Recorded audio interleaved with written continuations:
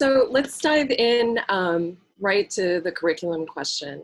The gentleman on the other call, Daryl, Steve, and Carl, it's been quite a while since they've been at the high school. So Brian and Kai and Rajan, you're more recent graduates. Richard, Sazu, you're currently in it. Things are constantly changing. But how did you feel about the representation and the materials in English and history? And those are probably the most visible, right? So I guess I'm going to go in the same order. Brian, do you want to talk about that? Yeah, sure. I mean, listening to those guys was amazing because they're all older, right? And so for me, being now I feel like kind of old talking in this call right now, but I don't think things have changed that much from hearing what they had to say, referencing it to my high school experience and what the younger guys are going through right now. I would imagine the education, especially history and English, are sort of taught through that lens, that Eurocentric white perspective, and I think that that's not a specifically a New Canaan problem. That's an American problem. I think that we have and have had. Growing up, I grew up in a diverse city, and I went to school with a diverse population, and I was still taught through that lens too. So even many of my teachers being people of color, that was the curriculum we were given. We were taught that, Christopher Columbus was a savior, and we were taught that after the civil rights movement, racism was expunged, and that was pretty much it. And happy you walk into the sun.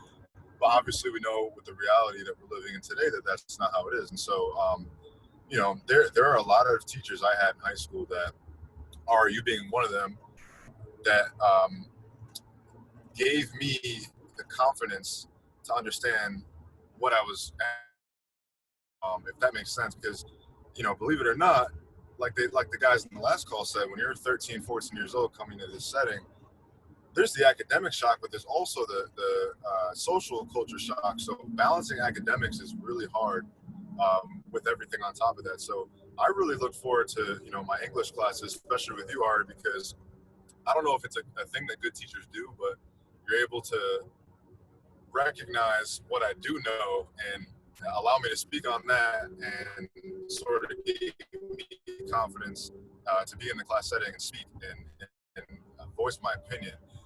It's very easy for me to say now, looking back, oh, well, this is what I would have changed in the curriculum, and I would like to add, there was not enough Black history, there's not enough Hispanic history, and things of that nature, and it's easy for me to say that now, but the guys that are there right now listening, I can completely understand that wasn't my thought process when I was in New Canaan. I was given a curriculum, and I was very focused on trying to do well in class as opposed to what I want to fix. So I'm really curious to hear what the younger guys have to say about the curriculum and what are your real feelings towards it, because we are learning, right? We're obviously evolving, learning, and things are changing. And sometimes I think, people are getting smarter, but really I think we have so many more resources now to access information. And, every day, even on social media, I learned so much about history that I didn't learn in school. Black history, especially, because that history has been sort of washed away in a lot of cases. It's the same reason why, my white mother, is able to trace her history back as long as she can. And, my father, who's Black, I asked him about his history, and he doesn't really know past his father, which is interesting, I think, in America, how history works. And I've never been a history buff, and I've never been an English buff either, but a lot of the books we read and things that we learned, I thought were extremely interesting. So knowing what I know now, of course. So so I guess I'll let the younger guys speak. Yeah. I'm going to go around again. So Kai, if you want to speak a little bit about this. Yeah, sure. I don't know. I mean, with the curriculum, you got to go over, the core stuff, and you always got to do. My mom decides to start cooking right now, but Jelani actually asked me to talk about Asian representation in the curriculum, and my honest answer is I don't think we need any more representation, because I think the best thing schools can do today is maybe during like a U.S. history course specifically is towards the end of the year, you get to the modern time, right, and you talk about it for 10 seconds. But I feel like talking about the modern times is the biggest opportunity to address not only privilege, but, actual racial, inequalities. Because we live in a country where people say all lives matter, and I think the best way to combat that is, telling them in high school, high crime rates are a result of, you know, living inequalities, poor residential neighborhoods. Like, this stuff doesn't happen for no reason. And just yesterday I was going through Instagram comments, and like, people love to say minorities are in the place they are because of the victim mentality, and that kind of stuff is just crazy to hear. So I think the best thing schools can do is talk about it when it's appropriate. So through a current lens and looking at the history that's led up to Yeah, that. because talking about the past can only help so much for today. Thanks. And Rajan, with your focus in education, I wonder how you're reflecting now on the curriculum and your exposure at the high school. Right. Yeah, no, definitely, absolutely. It's been just thinking about curricula and the just things that I've learned thus far throughout my time at Northeastern with sociology and political science and all the topics that we cover as it relates to inequality and how certain policies and other domino effects have led us to where we are in the current day. I completely agree with what Kai just mentioned, what Brian had mentioned in terms of, you know, being able to frame a lot of things that happened in history, based on a lot of things that are going on right now, starting from where we are right now and moving backwards, if you will. Seeing, okay, it's not just one event that caused us to get to here, but a chain of events and how they're all interrelated. We need to focus on how exactly, why certain, just demographics are in the situation that they are, and why certain policies that the government may have passed in decades previous have led us to this current juncture. So in terms of curricula, when I was in high school, I agree with Brian, the representation may not have been as high. However, the teachers that I had for both history and English, I felt did a very fantastic job at including certain aspects of, just conversations about race, ethnicity, class, culture, gender, and what have you. They did it to the best of their ability. When it comes to history, although in high school I was more of a math and science person, I always loved history just because, much like the patterns that you see with math and science issues and math and science problems and equations, you can detect those patterns in history if you're looking at it with a fine-tuned, glass. So I used to always look forward to going to AP World when I had Mrs. Cohen. We look forward to going to AP West, AP Gov when I had Mr. Joshi senior year, and going to Mr. McIntyre's class when I had him for honors sophomore and senior English way back when as well. And they focused on being able to show that these patterns existed and this is how we can connect them based off of applying that critical lens and asking questions and being critical of society. You can love a country, you can love the place that you're being in, but you can also be critical to show that support, saying, I want to make this place better. I'm asking these critical questions of why the society exists the way it does, because I want to see the improvement for those who are coming after me and for future generations of people that I will not see just give up, just because of mortality. So that's where I stand on it. I definitely think that we need to focus more on pattern relations, as well as not ignore the history and ensure that we're applying that. And for teachers that are not necessarily in the know about certain aspects of, culture and what have you, being able to utilize their resources as being a part of academia to look into the empirical studies that exist out there from universities and other folks in academia, especially those who are people of color, because there's a lot of topics out there that exist that if you look carefully enough, you'll see them out there, And to cite those sources, right? And introduce those people of color that are doing that work. Yeah. Richard, how about you? What's your experience been like with the curriculum? What you've been reading and writing about in English and history? Yeah, so like Carl mentioned before, history, like our representation is more spotty and it doesn't feel like base, like a solid unit on it. Rather, like I know global history from what I can recall and from like the times I paid attention in class, there was like I did not remember a single thing like telling us about our culture, our history. And I kind of like it just felt weird to me because like in middle school, all of my units had some mention of it, but then I get to hear and there's just no representation at all.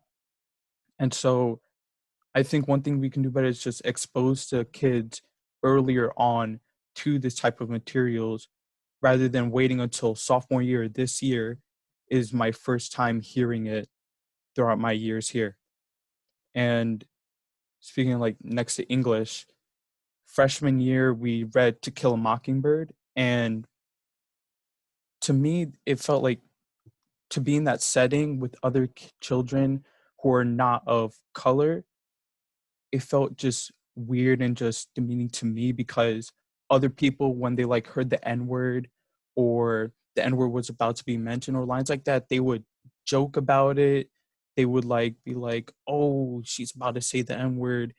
And it didn't feel like true representation. So to me, like, I think what we can do, like I said before, what we can do to better it is first expose children earlier to the subjects and just have more representation of us.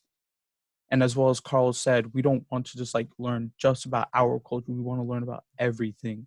So if you're going to have a lot of representation in like Central Europe, you got to have that everywhere else. It can't just be focused in just one area and then leave everywhere else like, oh, this happened, rather just like, because then at that point it feels like you're just mentioning it just to mention it rather than mentioning it with like true intent.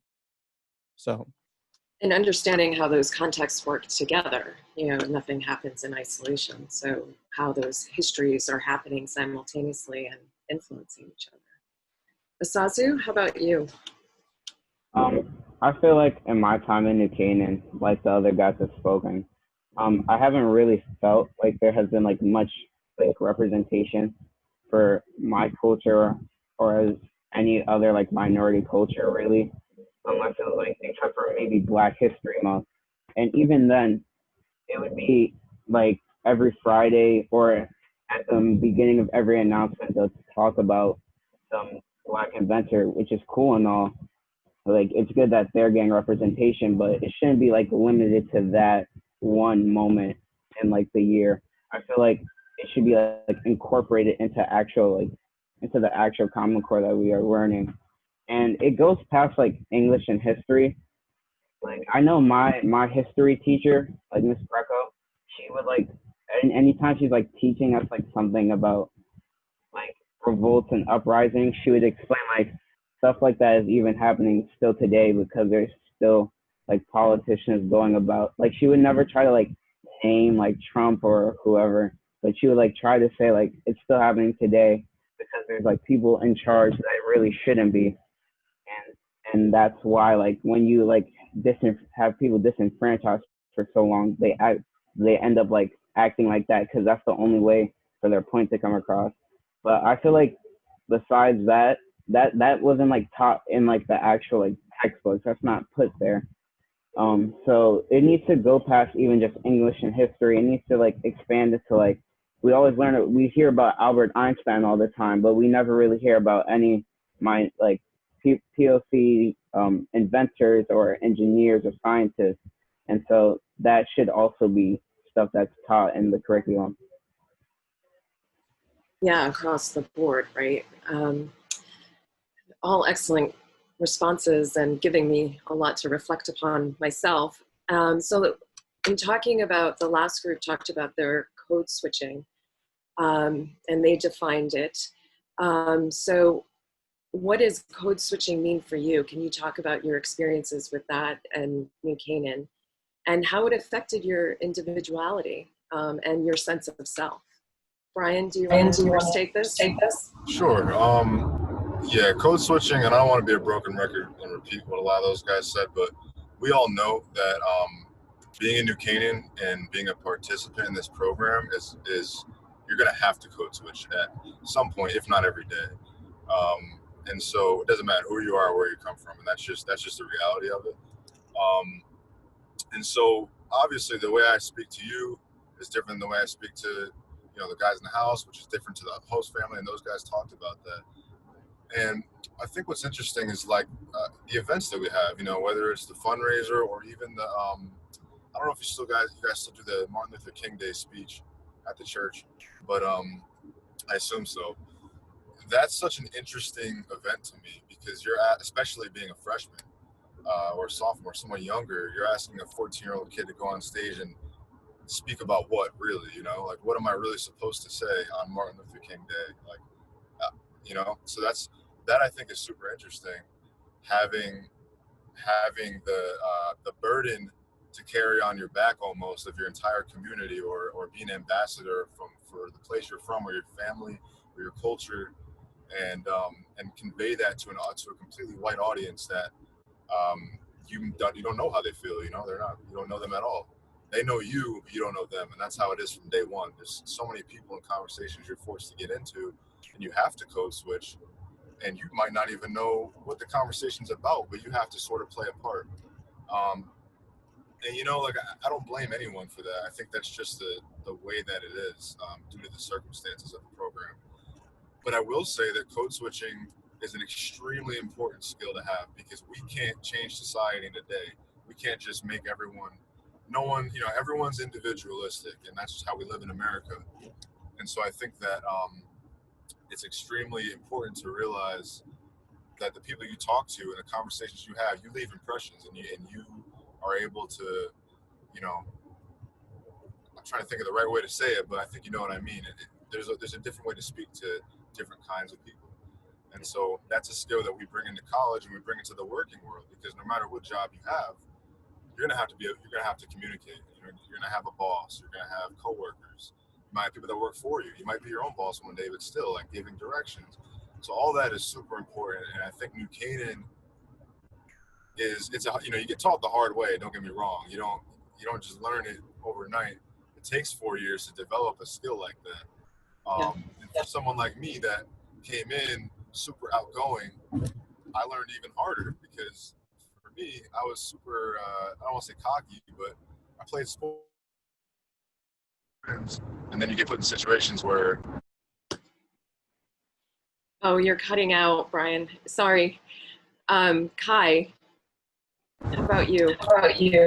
Yeah, I don't want to talk too long about my personal, Yes. I'm like the code switching king, because, obviously I come from a different background than most ABC students. So not only was I code switching at school, but I was code switching at the house as well. But I think, the ABC program can do a better job making code switching a little easier on its students. Maybe the ABC program can directly, reach out to the high school and ask to make the program a little more known. Like, why does every ABC student need to answer the same question a million times when it's a program that the school itself is promoting or supposed to be, right?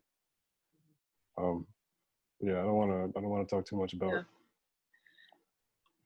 Yeah, I think we can talk more about your individual experiences, but I want to, and I think this response will come up perhaps in the next question. So, Rajan, I'm going to start with you. Following the deaths of Trayvon Martin in 2012, Tamir Rice in 2014, Michael Brown in 2014, Eric Garner in 2014, Freddie Gray 2015, Sandra Bland also in 2015, Delandro Castile in 2016, Stephon Clark 2018, Tatiana Jefferson 2019, and Breonna Taylor and George Floyd in 2020, just to say a few. What were the conversations that erupted in school? Did they? And how did you cope around these events happening in school and maybe reconciling your spaces out of school and inside? Yeah, so entering into the program, there was around the time that they had made the decision to let George Zimmerman be free following the Trayvon Martin case. So there weren't necessarily a lot of conversations going on in the high school at that point about that situation there.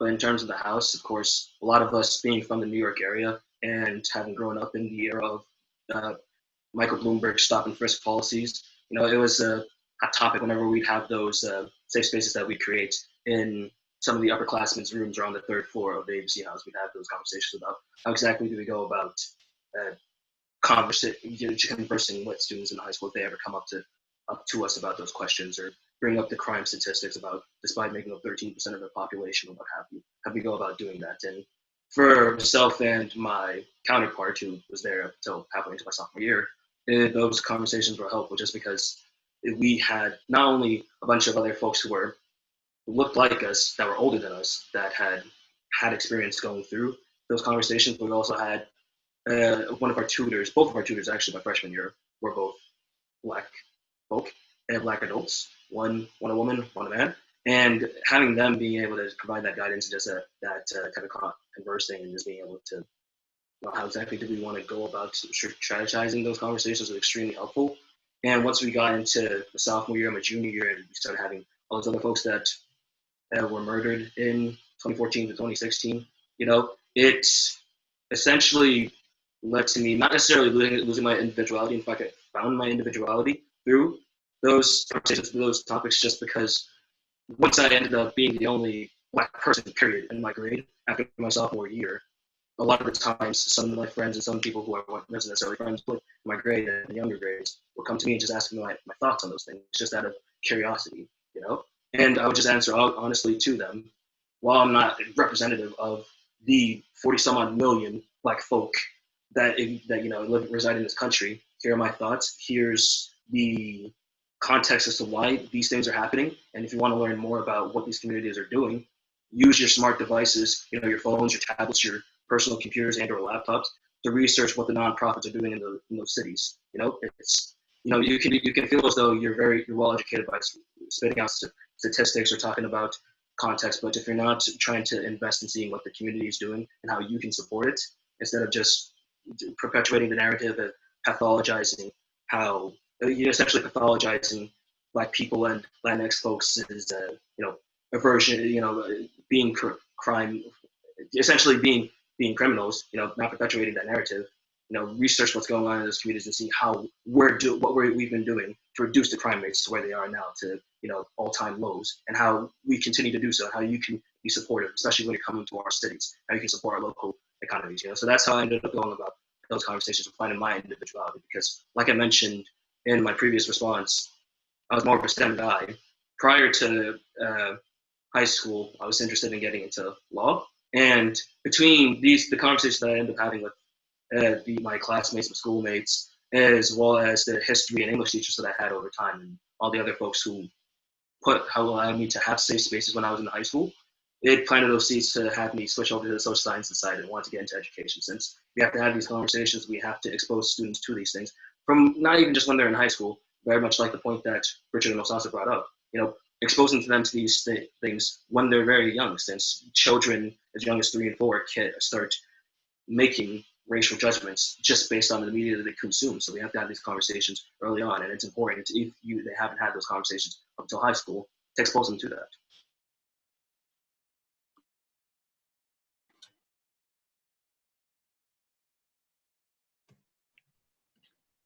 Am I on? You said that. Speaking of younger students, for Richard and Osazu, I'm really interested.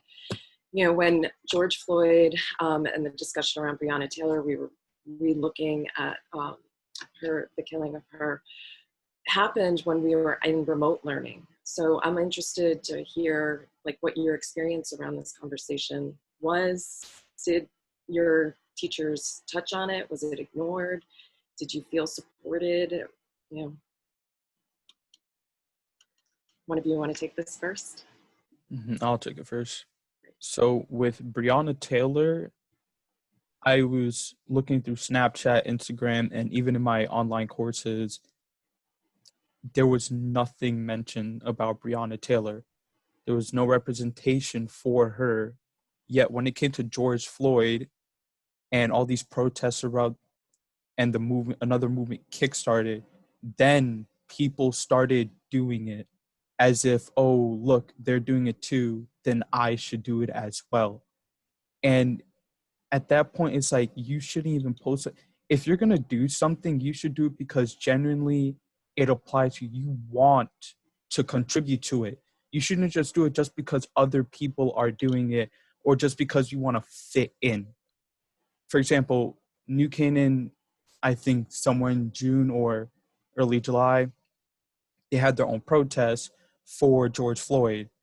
And I remember going through like the Snapchat stories, Instagram, and seeing people there who I had heard myself say racial things or say stereotypical things, and just there to just like not really be there, but just to be like hanging out with their friends or just showing other people, oh, I went here. And it's like, don't show up at all. If you really don't want to do this, then I don't want to see you there. This is a cause, this is a movement. Do it for the greater good, not just because you just want to see your friend and say, oh, I participated in this. And how I cope with that is, first I felt fear because like knowing that someone else of color is being killed like for something that isn't right, like just for no reason, as has been going on, it's kind of like putting down my flame, making me feel smaller in the world. And then seeing the mentality of more people in this community that are supposed to be welcoming just doesn't make me feel as represented as we are told we are. So The performative aspect of it, right? yeah. And I think it goes back to what Rajan was talking about, the actions that are going to follow. Osasu, I heard that some people attended from the House attended the march in New Canaan. Did you, or how did this all unfold for you in the spring?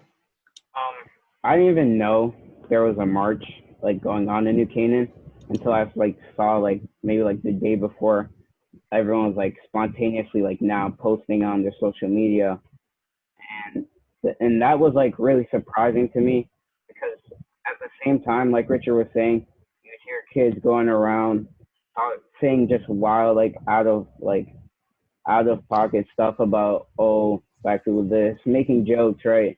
And then there'll be the same people reposting, oh, justice for George Floyd. Now that people are, it's starting to trend saying that Breonna Taylor's not trending. People want to jump on that, but then they go to radio silent again. But you also see those same people posting on Instagram every day, holding a bottle in their hand, partying. There's a girl in my school, she posts every day, going to like Stanford, like when Corona was spiking, going to Stanford. And she never even like took the time out of her day to maybe go to a protest or to try to at least. She never like I'd say like I'm not the closest with her, but I have definitely had conversations with her. There's never been like a reach out, and and like I don't expect only like teachers to address it because like I said, Miss Greco obviously the way she is. After it happened with the protest and everything, we spent like even an hour. It was the last class of the day. We spent even an extra hour because the class ended like within the first 20 minutes of real like work.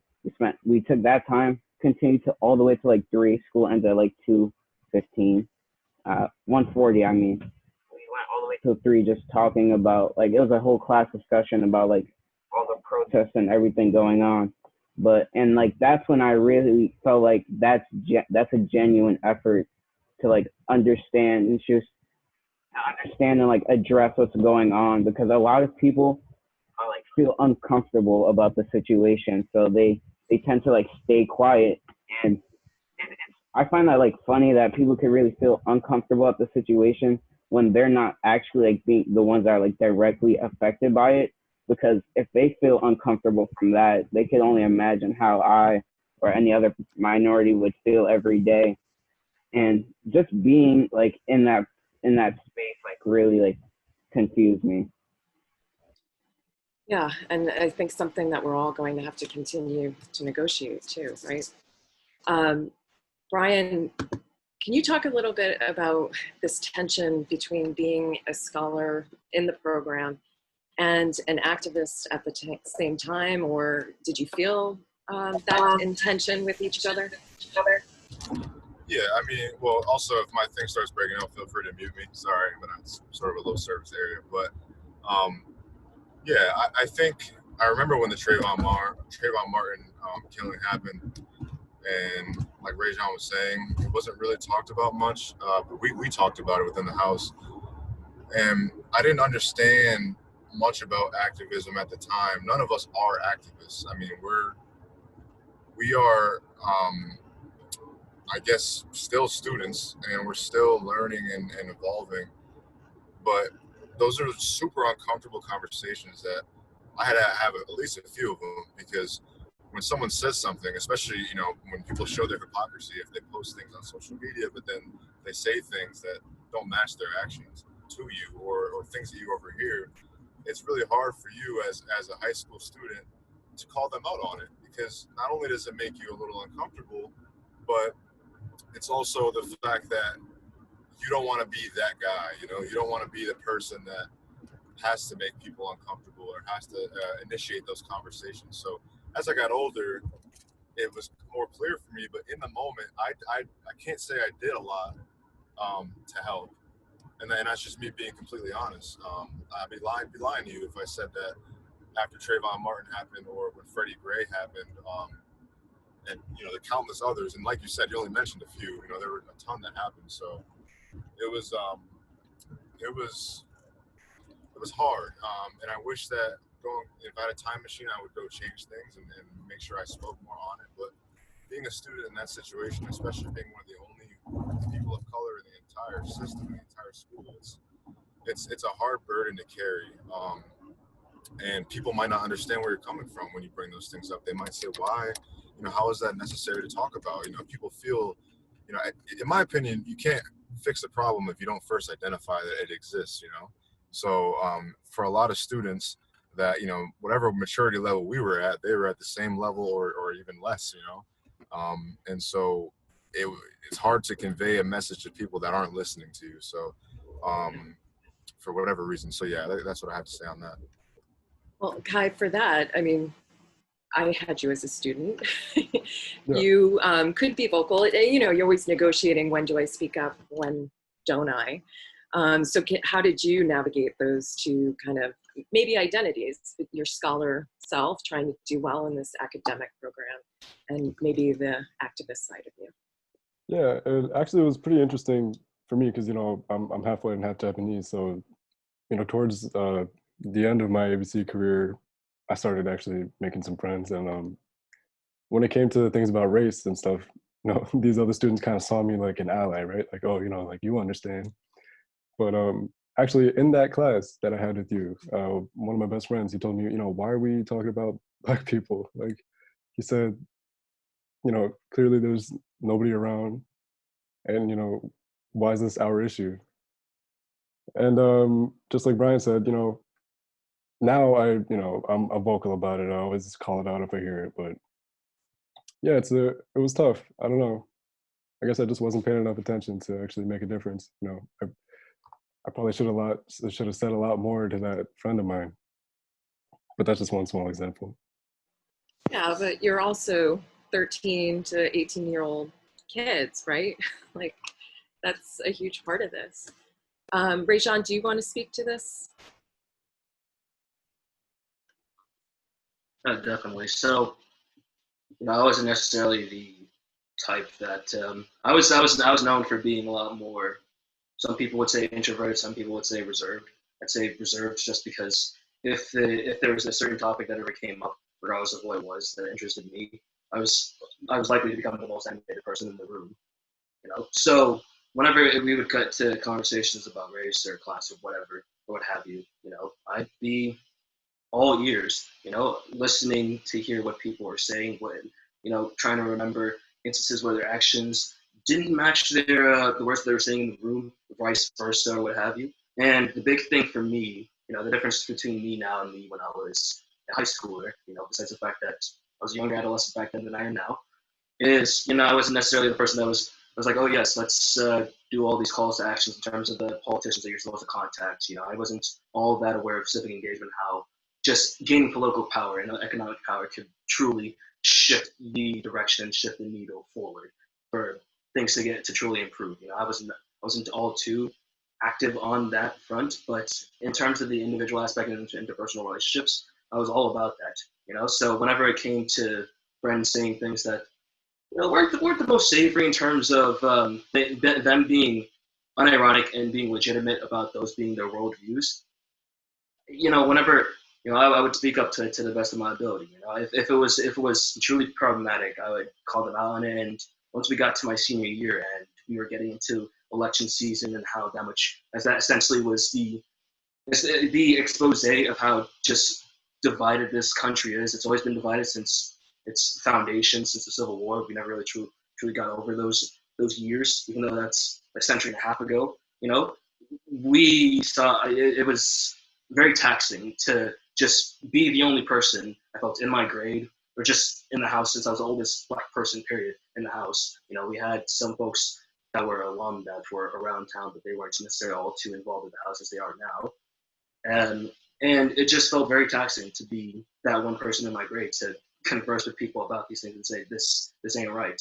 You know, this society is built on pillars based on how valued you are, based on what ethnic group you are. You know, so for instance, I have an Italian friend, you know, who would overstep his boundaries in terms of using the N word, you know, asking for an N word pass and what have you all the time, and having to remind him, hey, it wasn't too long ago that a lot of people in the country were considering Italians to be the bottom of the food chain. The same thing with the Irish immigrants and what have you. You know, a lot of ethnic groups have gone through a lot of troubles, but a lot of those troubles can be traced back to, you know, just being less intense versions of what Black people have gone through in this country. You know, and having to remind people of that, friends, strangers, and what have you, just like I mentioned, got very taxing. And with all the other things that was going on in my life at the time, between just struggles that I was going with the application process during the first half of my senior year, and just existing in the agency house at the time, it got to me, and I really needed time to just decompress, and I didn't really get that chance to decompress until after I had left the program. And I don't think I really truly felt a lot of just healing come my way until, you know, just recently, over the last year or so, just because, again, I've had to sit with these thoughts, and I haven't had much access to having these conversations with other people outside of, outside of Kai and Josiah, you know, the two people in the grade below, since we essentially went through the program together. You know, we were the three compadres, you know, in that sense, you know. So I didn't really have that much healing in that regard, but I did feel that pressure to be a scholar and an activist, and I think now that I'm a lot more educated, you know, I feel as though I know how to cope with whatever negative feeling I'm feeling at the time.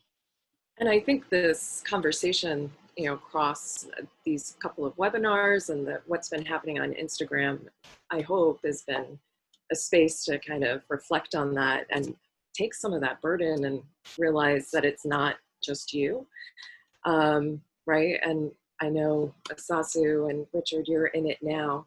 I'm going to shift a little gears a little bit for you, since you're in the program.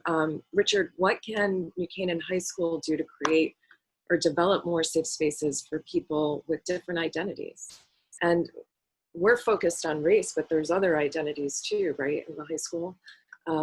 So thinking about that, has anything come to mind for you, or thinking about what you'd like to see? Well, I'm like, for me right now, the most of a safe place that I have as an ABC scholar is, of course, like the house, but not really the entire house, just only like the second and third floor. Because on the first floor, I kind of like have to always be ready, because my RD could like be bringing in a new person to the house, like showing them around. And sometimes I'm like unaware of it.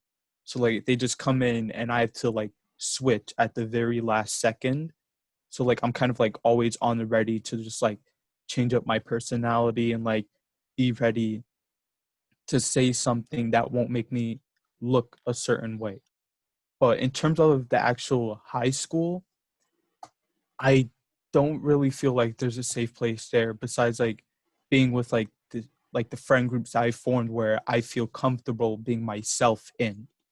So like even when playing sports, I feel the need to be a different person, because if I like fall into a stereotype or like some type of racial misunderstanding, then I feel like either like I don't want to misrepresent who I am or what other people are. I don't want to have to play more into those stereotypes that people already believe, which for the most part are not true, and yet people will just assume one way or another, oh, you got to be like that. But yeah, just really the high school doesn't have a lot of safe places. And what we can do about it is just introducing more of the more things out of what people in New Canaan will consider the normal. So introducing more people of color, more people who are across the board, just like of different sexualities, different orientations sexually, and just creating an environment where you can feel like you can be who you are, what you want, and you don't have to feel oppressed or feel like you have to be a different person, because if you take that wrong step, you could make your whole culture suffer for it. So Yeah, that's heavy, right? Sasu, how about you? Do you have a similar experience to Richard, or how is yours Um, different? yeah, I agree with Richard, especially like on the house part.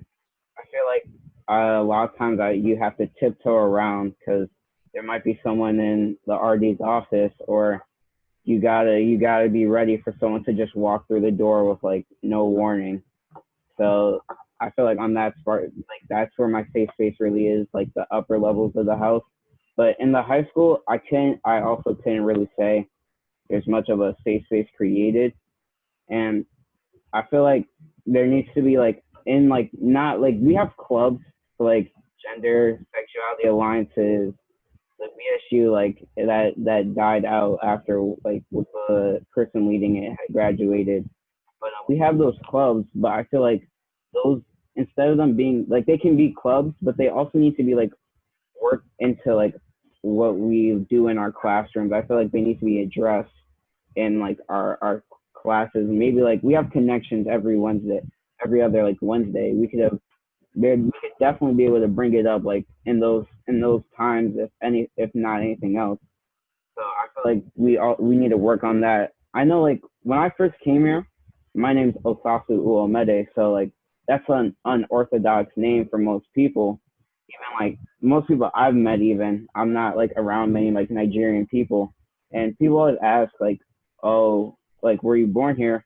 And I understand like that's fine to ask because my name makes it sound like my name is Nigerian, so you'd assume like I wasn't. But I was like I would always say, yeah, I'm born here. They're like, oh, do you speak like African?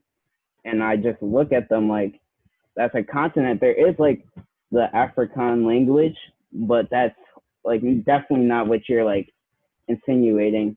And I always try like you always have to explain, oh, there, like the main like language of most African countries is English because they are all colonized for the most part. So you always got to teach them that like, oh, there's some like tribal languages, but besides that, the main language of almost every country is always English. So I feel like there just needs to be more like awareness spread, and like I feel like high school is a little like it's good to also have it going on in high school, but I feel like that's so late because I've gone through like all of this my whole life, even like in my own areas, in my own communities, I get the same type of questions, and it's just like I feel like it needs to be taught earlier from like a younger age when kids are more like impressionable. Because as you're coming into high school, you may change as a person, but unless like there's something like crazy that happens to you, your political views don't really change. You're kind of like born into those for the most part. So I feel like we need to like teach kids earlier. mm, just something quick I want to add on to what he Yeah. said about like assumptions that people make is that my last name is Hernandez. And so a lot of kids, the very first assumption they draw from my last name is, oh, you're Mexican, or they even say I'm related to 6ix9ine. And I'm just like, come on, like that's not like making a connection like that is just like so demeaning because it's like I can't really put into words like what it is, but like a lot of what it is out there is just they're making assumptions and like these built-in stereotypes that it feels like you have to teach them like what's wrong. Like I think that's what we can do. We as scholars we have to like teach them the real meaning of the truth, like the real meaning of what this is, the truth behind it. You can't always assume the stereotype is the real way that things are. So just adding on to what No, Sasha said. absolutely. Brian, do you want to talk a little bit for you? I mean, what the safe space was for you, and then we'll shift gears a little bit. Yeah, sure. So obviously the house, as we all talked about, but I think I had to kind of create my own safe spaces in the high school. I had some unique experiences. I'm sure you may remember or may not, but my senior year, Ari Rothman let me do the morning announcements. And so, like, and I talked about this with some of the other guys before, that, without me even realizing, was so important for me because I was able to not only play like a music that I wanted in the morning, but my voice rang throughout the entire high school every morning, which I thought was super cool. And it was a really unique opportunity. I think was a safe space in a sense. I didn't feel judged at all. People loved me there for whatever reason. And so it was great. And then I also was really big into music tech. Like I took all those classes. And so I made, when I got a little older, junior, senior year, I made sure to tailor my schedule. So I'd have my free periods when the music tech room was empty, when there wasn't a class in there. So, and Miss Moody would let me go in there and kind of just mess around, do whatever I want.